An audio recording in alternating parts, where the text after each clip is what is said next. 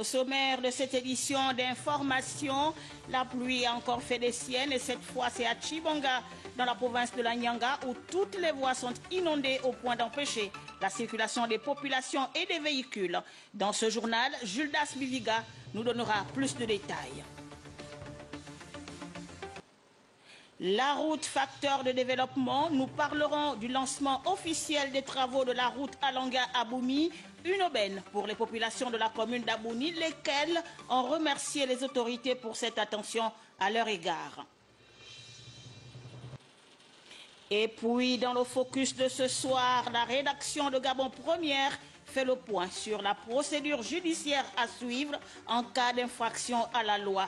L'ONG, le Salon de la Femme, s'est longuement appesanti sur le sujet. Madame, Messieurs, bonsoir et merci de nous rejoindre sur Gabon Première pour vous informer de la religion en ouverture de ce journal du dimanche. Nous nous intéressons au message délivré par certains hommes de Dieu. Georges Kombila a fait le tour de quelques lieux de culte et il a été sensible au thème du partage et de l'amour divin.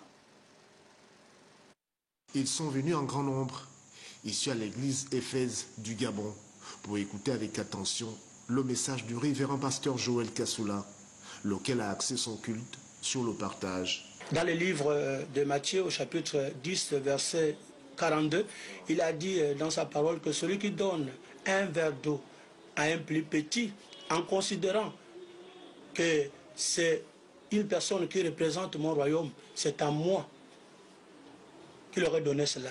Et la Bible nous dit que c'est Dieu seul qui récompense toutes les œuvres de bienfaisance.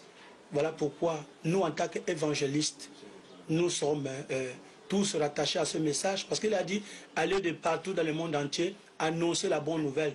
Tous ceux qui croiront seront sauvés. Visiblement touchés par le contenu et la qualité du message, quelques fidèles se sont confiés à nous. Si la parole est sur le partage, lorsque vous partagez, vous ne pouvez manquer de rien. Lorsque je donne, ce n'est pas forcément à la personne, mais c'est à Dieu aussi qu'on donne. Partager, c'est faire du bien à quelqu'un, n'est-ce pas? Comme Dieu nous fait du bien par sa grâce, nous aussi on doit faire du bien à notre voisin, à notre frère, à notre enfant. Au même moment, les fidèles des églises, le tabernacle du Nzengayon dans le 6e arrondissement de la commune de Libreville et le réveil du gospel du Gabon à Wendié dans le 4e arrondissement ont échangé avec leur leader spirituel sur le thème « L'amour divin ». Dieu ne vous a pas demandé de pleurer. Les pleurs ne pourront jamais trouver une solution. Dieu a manifesté son amour envers la race humaine. Il nous a rachetés en sacrifiant son propre fils comme un agneau en sacrifice. Pour sa part, le pasteur Loïc Manitara de l'Église internationale des Esséniens animera une conférence de presse le mercredi 6 novembre prochain à 18 h à la Chambre de commerce de Libreville sous le thème « La découverte de la tradition essénienne ». Sur l'intérêt de ce thème, écoutons le pasteur, il est au micro d'Octavie Yolande-V. Oui, nous savons aujourd'hui, depuis quelques décennies maintenant, que Jésus est né, qu'il a grandi, qu'il a été éduqué et instruit au sein de la grande communauté essénienne de Palestine. Mais que savons-nous réellement des Esséniens? C'est pourquoi je vous parlerai également de la renaissance de cette tradition à l'aube du XXe siècle et de son accomplissement aujourd'hui à travers les nombreux enseignements et réalisations des Esséniens contemporains. Je vous donne donc rendez-vous mercredi prochain, le 6 novembre à 18 h à la Chambre de commerce où j'échangerai avec joie et bonheur tous ces trésors de la sagesse essénienne et les grands secrets qu'elle recèle encore et qu'elle a à révéler au monde aujourd'hui. Cap sur la province de la Nyanga, dur pour les habitants du quartier Mavundi dans le 2e arrondissement de la commune de Chibonga. Les populations éprouvent d'énormes difficultés à se mouvoir à travers la ville et pour cause, les inondations des voies de circulation. Reportage. C'est un véritable calvaire que vivent les habitants du quartier Mavundi dans le 2e arrondissement de la commune de Chibonga où la seule voie qui leur permet de regagner la ville est quasiment inondée d'eau. Une situation plus que difficile. Les routes de Mavundi ont trop de flaques. Surtout le long là, la route là a trop de flaques d'eau. Donc les voitures ont du mal à circuler par ici. C'est pour ça qu'il n'y a pas vraiment de voitures par ici. À la route, nous sommes obligés de passer dans le flac ou dans l'herbe. Tu vois, il y a tapé des microbes qui sont un peu partout. Comme ça, l'eau monte. En saison sèche, parfois, l'eau est quand même atténuée, mais là où les saisons de pluie ont recommencé, là, l'eau ne fait que remonter, donc on est obligé de chercher des petites pistes là où passer, parfois dans l'herbe mouillée. Souvent comme ça, bon, pour aller à l'école, nous sommes obligés de passer comme ça. On prend cette route parce que c'est difficile pour nous de faire ça, parce que vraiment, quand on arrive comme ça, on n'arrive pas à passer, nous, des élèves en tenue, quoi. Nous sommes obligés donc de sauter, et comme il n'y a pas la route là-bas, donc nous sommes obligés de faire ça. Parce que vous voyez les flaques d'eau, donc c'est vraiment difficile pour nous. C'est toujours inondé comme ça? Oui, en saison des pluies que c'est comme ça. Donc c'est très difficile pour nous. Que les autorités compétentes essaient un peu de trouver quelque chose, essaient un peu de faire un effort, vraiment de nous trouver une solution quoi, par rapport à ça. C'est même de rembler, les fils de rembler, toutes ces petites routes là, vraiment peut-être ça pourrait nous aider à la longue. Pour une économie prospère, les habitants de ce quartier sous-intégré par ce reportage n'attendent qu'une intervention des pouvoirs publics, car le mauvais état de la route, comme c'est le cas ici, contribuerait à l'accélération de la pauvreté dans une localité. Mavundi en sera un exemple. C'était un reportage de notre correspondant local, Gildas Bivigan. Dans le sud-est du Gabon, calendrier particulièrement chargé pour le ministre des Travaux publics et deux de ses collègues membres du gouvernement. Ils viennent de procéder au lancement des travaux de reprofilage de l'axe Alanga-Aboumi. Henrik Bokoko et Victor Mundunga nous en parlent. Au village Alanga, les autochtones et les responsables du département de la Bailly-Bricolo expriment leur enthousiasme à l'idée de savoir que leur principale doléance est prise en charge par le gouvernement. On atteste le lancement officiel des travaux de réhabilitation en latérite de la route Alanga-Aboumi, un axe de 65 km. C'est donc un grand jour de voir que le message de la population du département de Sévé-Bricolo et de Bailly-Bricolo a été attendu. Voudrais-je exprimer, au nom des populations bénéficiaires de ces travaux, notre profonde gratitude et notre indéfectible attachement à la politique ô combien de fois salutaire de son Excellence, Monsieur le Président de la République. En présence du gouverneur Eloane Zondo et les ministres originaires du Haut-Ogoué, le patron des transports, équipements, aménagements et TP est revenu sur le sens de l'engagement du gouvernement, celui d'accélérer la transformation du Gabon. La route, on le sait, est le vecteur du développement de tout pays. Elle constitue une des grandes priorités dans l'action de son Excellence, Monsieur le Président de la République. C'est pourquoi, en ma qualité de ministre en charge des travaux publics, je prends l'engagement de revenir dans les prochaines semaines pour m'assurer de la qualité des travaux et de leur rythme d'exécution. Puis le coup d'envoi des travaux de reprofilage de l'axe Alanga-Aboumi sous les vivas des usagers de ce tronçon. Sur le chemin du retour à Franceville, cet arrêt pour voir comment est réalisée la canalisation des eaux de ruissellement. Autre volet de l'actualité, le lycée Célestin Mukudum Ita de Pana vient de bénéficier d'un lot de matériel didactique, informatique et scientifique pour susciter des vocations scientifiques chez les jeunes de cette partie du sud-est du Gabon. L'œuvre est du vice-président du parti, le Rassemblement pour la restauration des valeurs, Wilfred Jimmy Mukumi. Lariska Lor Mamengi et Bertrand Ofsaga. Du matériel didactique mais aussi scientifique et informatique pour le lycée Célestin Mukudum Ita de Pana. C'est l'essentiel de l'apport qu'a fait Wilfred Jimmy Mukumi pour venir en appui à la politique de partage prônée par le président Ali Bongo Ondimba en apportant sa contribution pour améliorer les conditions d'apprentissage des élèves. Là-bas, ce sont nos enfants, ce sont nos petits frères, ce sont nos petites sœurs, ce sont des jeunes et nous souhaitons à notre manière contribuer à leur réussite. Nous avons voulu par cela susciter des vocations. Il est vrai que nous n'avons pas mis de côté les cours littéraires, mais nous estimons aujourd'hui que le Gabon a besoin de développer des sciences. Nous avons besoin des scientifiques. Pour le président de l'association des parents d'élèves, c'est une action de solidarité salutaire. Mukumi n'est pas venu faire de la politique politicienne, mais il est venu vraiment aider les parents de Pana que nous sommes Alors, M. Mokumi, soyez sans remercier. Il est en train de compléter l'action du président de l'Assemblée nationale. Et il a dit, moi-même félicité le président, que c'est un honneur pour nous, pour notre département, d'avoir un président de l'Assemblée nationale. Après cette étape, Wilfried Jimmy Mukumi et son équipe ont sillonné tous les villages du canton Massamba, partant d'Isseme à Etundi, pour doter toutes les écoles de matériel didactique, mais aussi payer les frais de scolarité de tous les élèves, afin de soulager les parents de cette lourde charge en période de rentrée de classe.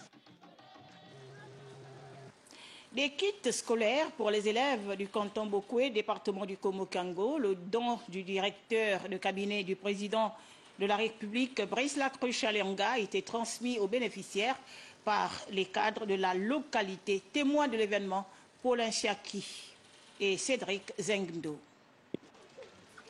Dans le deuxième canton de la Bokoué, département du Komo-Kango, l'année académique 2019-2020 débute sous de bons auspices. Cela grâce au directeur de cabinet du chef de l'État, Brice Lacroix-Chalenga, qui s'est engagé à soulager les parents de ce canton, en remettant plusieurs kits scolaires aux enfants de la dite localité. C'est donc en lieu et place de l'autorité empêchée que les jeunes cadres ayant fait le déplacement de Libreville pour la circonstance se sont investis à remettre ces kits. Les membres de ces familles, les notables et le responsable pédagogique n'ont pas caché leurs sentiments, comme ici à l'école de Fourplace, première étape du périple. C'est un geste qui vient après nommer, parce que beaucoup de parents d'élèves rencontrent des difficultés. Nous lui disons merci parce qu'il a pensé à la population des Fourplaces. Scénario identique à l'école des Cook Chantiers et à celle d'Ayémé Bokoué. Merci, principalement aux donateurs qui, en cette période difficile de rentrée scolaire, a pensé à l'avenir. Lors de sa tournée républicaine, notamment dans le département du Komo-Kango, il a reçu les notables et les chefs de villages, des regroupements et des cantons du département du Komo-Kango dans son ensemble. Et ces derniers l'ont formulé un certain nombre de doléances. Et parmi ces doléances, il y a eu le problème de la rentrée scolaire qui préoccupait les parents du département. La caravane de distribution va dans les tout prochains jours s'étendre dans les autres établissements du deuxième canton de la Bokoué. 500 kits scolaires remis aux apprenants des Akébé, c'est dans le 3e arrondissement de la commune de Libreville. L'initiative est de l'association Djalabari qui œuvre dans le social. Le récit est de Andy Tungi, les images de Bertin Osaga. Les enfants reprennent à cœur l'hymne La Concorde.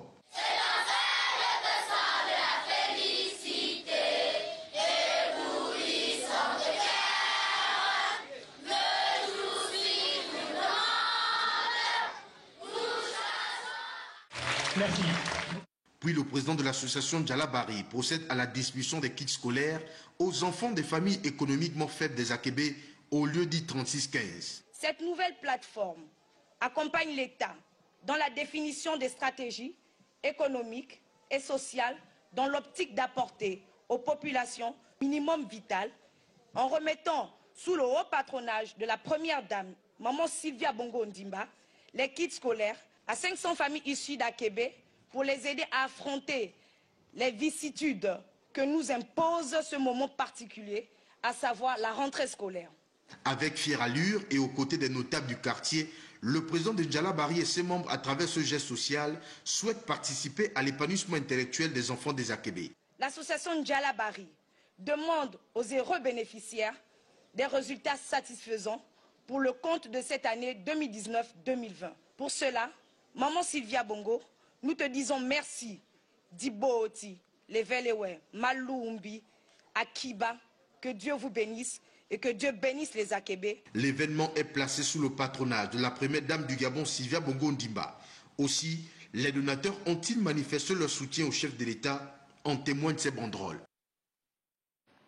Toujours dans le 3e arrondissement de Libreville, plus d'une centaine de kits scolaires ont été remis aux enfants issus des 7 fédérations du Parti démocratique gabonais. Par ce geste, ô combien louable, la donatrice a tenu à encourager les bénéficiaires à mieux démarrer l'année scolaire 2019-2020. Annie Konkassa et Lubestar, Lenyongo, Le Point. Cette remise des kits scolaires aux enfants du 3e arrondissement de la commune de Libreville est une occasion pour l'édile de cette circonscription de mettre les petits plats dans les grands pour encourager les enfants à mieux entamer l'année scolaire. Pour le président de la République, Ali Bongo Ondimba, ces jeunes sont sacrés. C'est pourquoi il fait de l'éducation son cheval de bataille. Et chère mère, les kits sont là. J'ai remarqué que cette rentrée scolaire n'est plus comme les anciennes rentrées scolaires. Tous les cadres ont mis la main à la pâte pour acheter les kits scolaires. Maintenant, vous les parents, nous les parents, nous devions faire le reste, c'est-à-dire suivre les enfants. Tour à tour, les bénéficiaires n'ont pas manqué de remercier la bienfaitrice. Je remercie maman Jeanne Gomblé de nous avoir donné ces kits scolaires. Je suis contente d'avoir le kit scolaire. Je vous promets de bien travailler à l'école. C'est maman Jeanne qui a pensé à nous et je suis contente de cela. Je promets de travailler bien à l'école. C'est dans une ambiance festive que les enfants ont esquissé quelques pas de danse. Le rendez-vous est donc pris pour l'année prochaine. Voilà. Et puis, l'association Jeunes pour la reconstruction et la cohésion nationale vient d'effectuer sa première sortie au quartier Kingele de Libreville. Une descente sur le terrain ponctuée par 2 actions. D'abord, l'opération citoyenne dans les environs du site choisi et ensuite la distribution des kits scolaires aux enfants démunis de l'école publique de Kingele. Plus de détails avec Frédéric Yenda Mukula et Richard Mubiwa. Une opération d'assainissement autour de la pompe publique située au cœur du quartier Kingele d'Imichogo, à l'occasion de la journée citoyenne et pour marquer le début officiel des activités de cette association. L'État a décidé que chaque premier samedi du mois soit dédié à la citoyenneté. Nous avons nettoyé la pompe publique de Kingele, la route Michogo. Au chevet des enfants issus des familles économiquement faibles, des kits scolaires pour l'année en cours, le tout dans une ambiance de ferveur.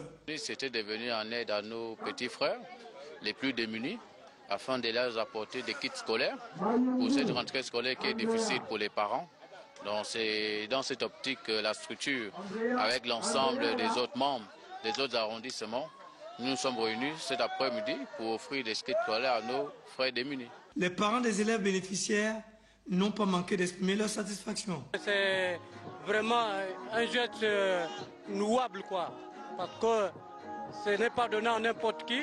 Nous souhaiterons que ça arrive à tout moment dans la route Kingele-Michogo, parce que c'est des familles démunies. J'admire ce que les jeunes compatriotes sont en train de faire, c'est bon, mais j'aimerais que ça continue. Il ne faut pas que ça s'arrête pour aider les pauvres qui n'arrivent pas à s'en sortir. 2 actions humanitaires protuberantes, de portée non moins importante, qui montrent en évidence le dynamisme des structures associatives au Gabon. Également dans ce journal, la première autorité du port Molle de Libreville a procédé au lancement de la journée citoyenne dans cet espace portuaire. Sur le déroulé de cette cérémonie, Octavie Yolandemve et Chrislin Maïnda. Une opération d'assainissement autour de la... Les agents de l'autorité portuaire du port Molle se sont donné rendez-vous pour la traditionnelle journée citoyenne. Comme une sonnette d'alarme et dans une ambiance conviviale, pelle, râteau, balais, débroussailleuses et pioches à la main pour l'embellissement de cette zone portuaire qui réalise cette action pour la première fois. La journée que nous faisons aujourd'hui, en fait, ça a été initié par le chef de l'État en juillet 2010, afin de s'arrimer sur les directives du gouvernement en matière de cohésion sociale. Nous avons mis en place cette journée aujourd'hui avec nos collaborateurs, sous l'impulsion aussi de la vision de notre directeur général, afin de pouvoir rehausser, de rendre plus beau notre environnement de travail. L'assainissement de leur environnement de travail est une priorité dans ce secteur beaucoup fréquenté. Nous avons proposé aux différents opérateurs c'est de s'associer, c'est de se mettre ensemble afin de pouvoir rehausser l'attractivité du sport qui était un peu en déliquescence. Donc, avec cette action, nous avons permis de mieux connaître les opérateurs de mieux nous connaître, et ensuite, le dialogue sera beaucoup plus ouvert pour pouvoir améliorer le site et pouvoir faire venir beaucoup plus de clientèle. Un geste agréable à pratiquer pour la santé du personnel et des agents qui y travaillent chaque jour, mieux pour la clientèle des lieux. Atelier de validation du plan quinquennal 2020-2025 de la Fondation internationale Acacia. La rencontre de Libreville a pour objectif d'entrevoir les grandes lignes des actions à mener dans l'avenir. Explication Annick Onkassa, Pierre Claver est là. Les activités que vous menez ont sans nul doute un impact majeur dans la lutte contre les fléaux sociaux qui minent notre société, tels que la violence morale, l'indifférence à l'égard de la souffrance humaine, le non-respect de la dignité humaine, la dépravation des valeurs sociales. Ces différents fléaux méritent un regard d'encadrement et de sensibilisation par des hommes et des femmes convaincus et engagés dans la préservation de la paix sociale et la cohésion nationale. Donner des grandes orientations relatives aux différentes activités à mener dans les tout prochaines années, tels sont les objectifs de cet atelier axé sur le plan quinquennal 2020-2025 de la Fondation internationale Acacia. Nous avons amendé le plan quinquennal que nous avons conçu ensemble. Le plan quinquennal 2020-2025 aura pour objectif d'accompagner les associations féminines, rechercher les sources de financement et renforcer les capacités des uns et des autres en développement humain. Dans l'actualité de ce soir sur Gabon Première, des soins de santé gratuits pour les populations d'Okonja. C'était à l'occasion du lancement d'une caravane médicale organisée dans le cadre de la célébration des 10 ans de magistère d'Ali Bongo Ondimba. Le ministre des Travaux publics, qu'accompagnait deux de ses collègues, ont pris part à cette cérémonie, comme nous l'expliquent dans ce reportage Henrik Bokoko et Victor Mundunga. Sur la route d'Okonja, le cortège ministériel s'immobilise pour constater le rattachement des deux extrémités du linéaire suite à une fissure sur la voie. Nous avons décapé et là nous avons rétabli la chaussée. Donc ce qui reste, c'est tout juste tailler les talus et puis faire un enrochement pour bloquer tout justement des éboulements. Puis l'arrivée à Okonja où les hôtes de Mathias Otunga aussi Badjo ont reçu des titres fonciers de la part des chefs de quartier. Cela dit, ces ministres originaires du Haut-Ogoué sont bel et bien chez eux, dans cette ville. Donc les ministres qui arrivent au Okonja sont des Gabonais. Et nous avons de la terre appartient à l'État. Nous avons offert pour eux des titres fonciers, puisqu'ils sont des Gabonais, sont des fils qui arrivent chez nous. C'est le cadeau que nous leur donnons. Peu après, le détour au stade où se déroule la caravane médicale. Une opération fortement appréciée par les populations. La caravane est très bonne, elle est bien passée là. Je suis contente. Tu souffres de quoi? Je souffre de la tension, je souffre des rhumatismes. Justin Doudangoy et ses collègues membres du gouvernement ont fait le tour des stands. Certains d'entre eux se sont soumis au test de dépistage du VIH-Sida. 5 minutes plus tard, des sourires au moment des résultats. Cette caravane médicale traduit en actes concrets la politique sociale du chef de l'État. C'est notre manière à nous d'appuyer le concept d'émergence du président Ali Bongo Ondimba. Notre manière à nous de réaffirmer comme lui-même que nous ne serons jamais heureux que si tous les Gabonais sont heureux. L'enthousiasme des populations en dit long sur le caractère louable de cette action dont la résultante est la gratuité des soins. Tombée des rideaux de la campagne de dépistage du cancer du sein et du col de l'utérus, initiée par l'ASAFAC, l'association pour l'aide et le secours aux femmes atteintes du cancer. Le bilan est positif. Au terme de cette caravane seront les organisateurs. Frédéric Yendamukula, Le Point. Une campagne de dépistage du cancer du sein et du col de l'utérus organisée autour d'un tournoi de taekwondo au gymnase omnisport du Prytanée militaire de Libreville. est marquée par un engouement certain auprès de la jeune féminine. Témoignage. Moi-même, à la naissance, j'ai découvert que j'avais 2 poux dans mon sein après tous les examens qui ont confirmé que j'avais un cancer maligne. Pour ceux qui me voient de plus près, verront que j'ai un seul sein. Je vis avec un sein et c'est possible au Gabon. Enlevez ça de votre tête pour dire, dès qu'on voit cancer, aussitôt on voit mort. Parce que je suis la bien vivante. Les spécialistes expliquent ici le processus et le bien fondé de cette opération. Sur le nombre de patientes que nous avons eues sur un mois, nous suspectons 10% de cancer du sein. Nous n'avons pas encore fait toutes les statistiques. On peut avoir vu à peu près 1000 femmes. Les membres de l'association estiment de leur côté que les résultats escomptés ont été atteints. C'est un bilan qui a été positif. Nous voulions, dans le cadre de cette campagne Octobre Rose 2019, mettre l'accent sur 3 points essentiels. Informer, mettre en lumière et convaincre. Environ 1000 femmes et hommes ont été dépistés au cours de cette campagne du mois d'Octobre Rose, édition 2019, initiée par cette organisation non gouvernementale. Celle-ci a été couronnée par la remise des prothèses mammaires aux femmes nécessiteuses, des médailles et trophées au taekwondo.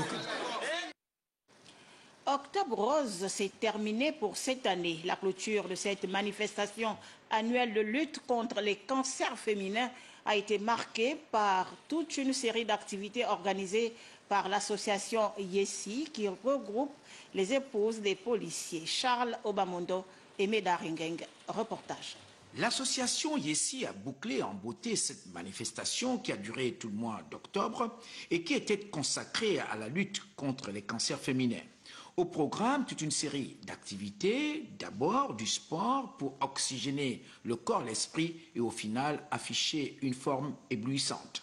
Ensuite, la distribution par la présidente de l'association d'une bonne quantité de kits et d'ouvrages scolaires aux jeunes apprenants du primaire et du pré-primaire du complexe Elisabeth Nzamba de la FOPI. C'était pour répondre surtout à l'appel de la première dame qui a initié cela depuis le 1er octobre. Ça a commencé par nous au niveau de l'ESCAP et on clôture au niveau de la FOPI. C'est vraiment une joie, une très grande joie pour nous.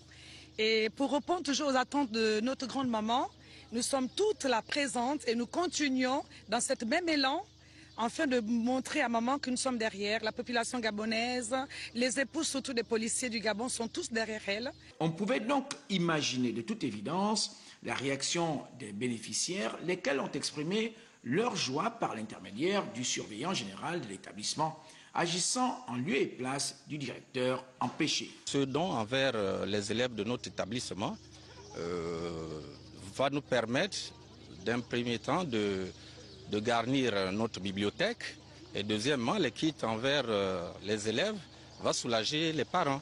Créée depuis de nombreuses années, l'association Yessi qui fait dans l'entraide et la solidarité assure l'unité et la cohésion au sein des épouses des policiers. La lutte contre le cancer du col de l'utérus, une réelle préoccupation pour les personnels de la Caisse de pension et de prestations familiales de l'État, lesquels se sont mobilisés sur le terrain pour mieux sensibiliser la gente féminine. Andy Tungi et Chrislin Maïnda, reportage. Les personnels de la Caisse de pension et des prestations familiales des agents de l'État sur le terrain pour sensibiliser et lutter contre les cancers féminins. Organisées en équipe, elles incitent leurs semblables à se faire dépister. Depuis 2016, la Caisse des pensions est mobilisée autour de cette action. Nous pouvons le noter par le nombre de femmes qui se sont faites dépister au sein de la Caisse. Nous comptons aujourd'hui 53 agents femmes. Toutes ces femmes se sont faites dépister progressivement depuis 2016 à ce jour 2019. Le directeur général de la Caisse des pensions a pensé que cette année, pour 2019, il fallait que l'action de sensibilisation sur les cancers féminins, donc conduite par la Fondation Sylvia Bongo Ondimba, soit étendue à notre cible. Donc notre cible qui est les agents de l'État retraités et les agents de l'État actifs. La prévention, moyen efficace pour sauver des vies, c'est pourquoi la CPPF s'allie aux côtés de la Fondation Sylvain Bongo Ndimba et le ministère de la Santé. Je vais également noter que les agents de la Caisse des pensions, les agents femmes, ont pris une part active au Fitness Octobre Rose qui a été organisé au Palais de Sport. Tous les samedis, les femmes agents de la CPPF y étaient. Nous saluons également la collaboration en fait, de la Fondation Sylvia Bongo Ondimba qui a bien voulu nous mettre également à disposition des représentants de la Fondation pour animer ce stand. L'accompagnement et le soutien du ministère de la Santé. Plus de 22 centres de dépistage gratuits sur l'ensemble du pays ont été mis à la disposition des femmes afin d'éradiquer les cancers du sein et du col de l'utérus. Poursuivons ce journal avec la procédure à suivre en cas d'infraction au centre d'une conférence débat animée au Salon de la Femme par Sidonie Owe, présidente d'une ONG locale. Sur les principaux enseignements de ces échanges, le reportage de Sheila Mebale et Arnaud Mengue. Connaître les textes de loi sur la procédure à suivre en cas d'infraction débute par la connaissance du délit. Mais à quoi renvoie cette notion? Lorsqu'on parle de délit, ce sont toutes les infractions que la loi punit de telle peine à telle autre peine. Par exemple, de 1 an à 10 ans. C'est ce qu'on appelle délit. C'est un comportement prévu et puni par la loi. En revanche, une infraction, c'est tout comportement qui est prévu et puni par la loi. Cette procédure méconnue du grand public a été dévoilée au cours de cette rencontre. Il nous a paru nécessaire de revenir sur les deux actions. L'action qu'ils engagent auprès des autorités, je veux dire, répressives, et les actions qu'ils peuvent mener en dehors donc du cadre pénal. Et insister sur le fait que lorsqu'une infraction est commise, la société également a tout intérêt à ce que l'auteur soit sanctionné. Et le représentant de la société en pareille circonstance, c'est les représentants du ministère public, parce que ce sont eux qui portent l'accusation devant les juridictions de jugement. La justice rendue au nom du peuple gabonais permet de sécuriser les biens et les personnes. Ce même peuple gabonais contribue, chacun à son niveau, à mettre les moyens pour pouvoir sécuriser leur vie dans la cité. Il n'y a pas de raison que le trouble soit permanent et que la justice soit faible à agir. L'officier de police judiciaire joue un rôle important dans une procédure par ses missions. Les missions des officiers de police judiciaire, c'est de constater les infractions, de rassembler les preuves, de rechercher les auteurs et de les présenter devant les juridictions de jugement. Mais on va rassembler les preuves comment, si on n'a rien? Qui a intérêt à avoir les preuves pour asseoir l'accusation? Je pense que c'est le représentant du ministère public, donc le procureur de la République au niveau des tribunaux et le procureur général au niveau des parquets généraux. En organisant cette rencontre, le Salon de la Femme a tenu à donner les armes juridiques et procédurales aux participants. Notre travail consiste à donner les armes juridiques, donc les outils légaux aux populations pour s'en servir, connaître leurs droits et puis connaître également les limites de leurs droits, donc leurs obligations. L'enfant victime ne peut pas être entendu en l'absence de son parent. C'est un outil, sinon la procédure va être bancale et annulable. Il est nécessaire que chaque Gabonais s'approprie ces notions de droit afin de pouvoir trouver des solutions face à un problème donné et entreprendre la procédure indiquée. Voilà, Madame, Messieurs, vous venez de suivre là le focus que Gabon Première a prévu pour vous ce soir. Et puis, l'association des clercs huissiers du Gabon effectue sa première sortie officielle.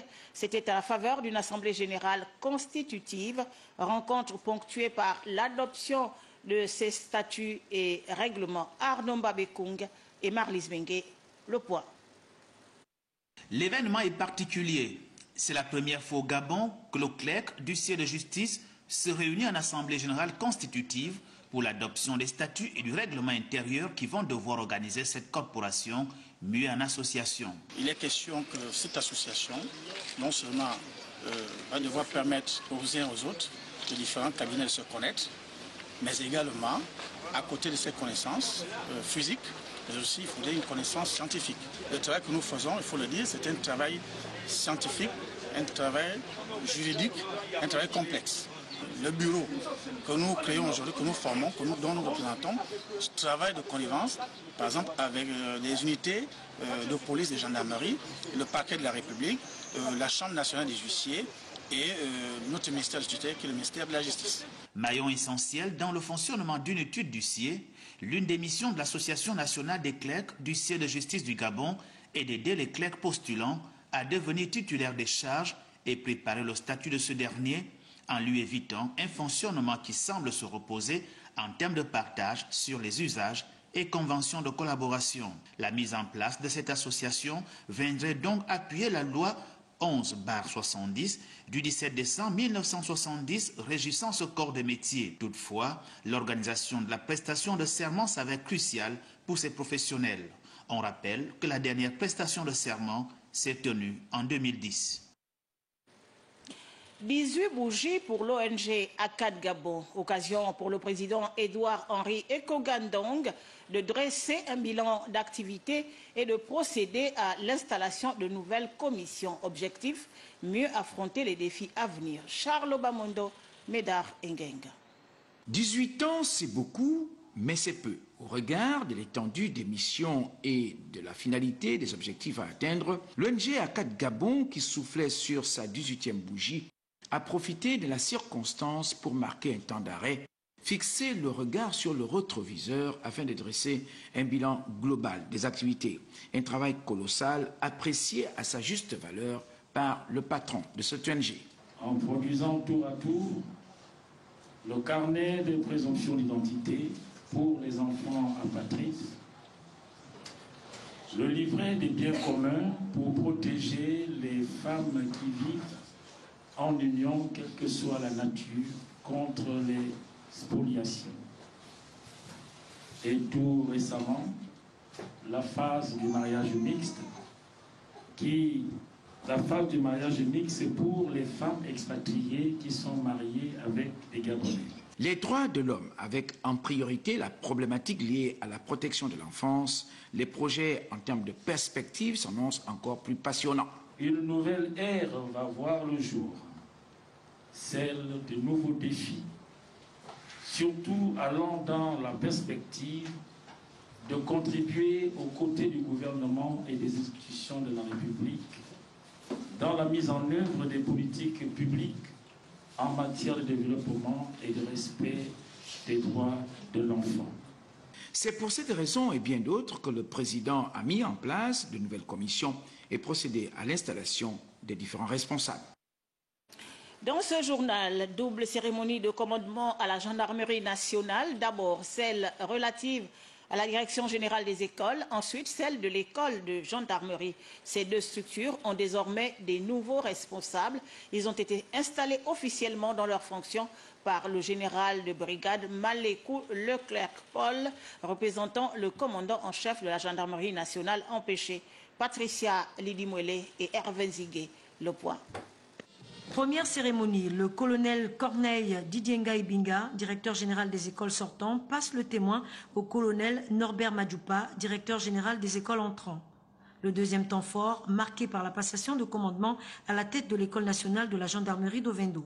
Le colonel sortant Maurice Bangui est remplacé par le lieutenant-colonel Nadiou Aïssatou. Cette double cérémonie a été présidée par le général de brigade Paul Malékou Leclerc, chef d'état-major de la gendarmerie mobile, qui a officiellement remis les fanions de commandement aux promus.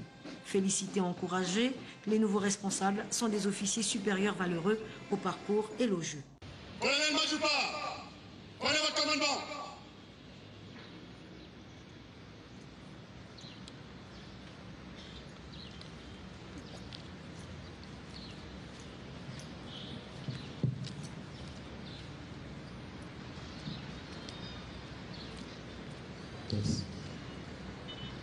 Au bas mon commandement.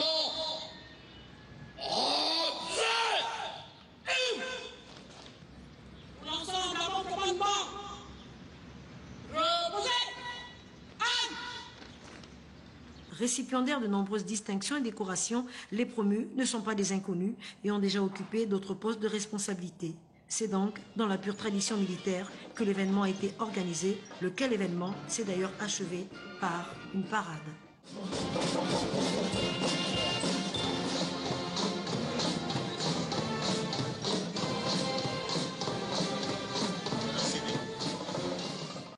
Cette communication pour la fin, le président de l'Assemblée nationale informe les honorables députés que la Commission des finances, du budget et de la comptabilité publique procédera demain lundi 4 novembre 2019 à 9 h à l'audition du ministre de l'économie, des finances et des solidarités nationales sur le projet de loi de règlement gestion 2018 et sur le projet de loi des finances exercice 2020.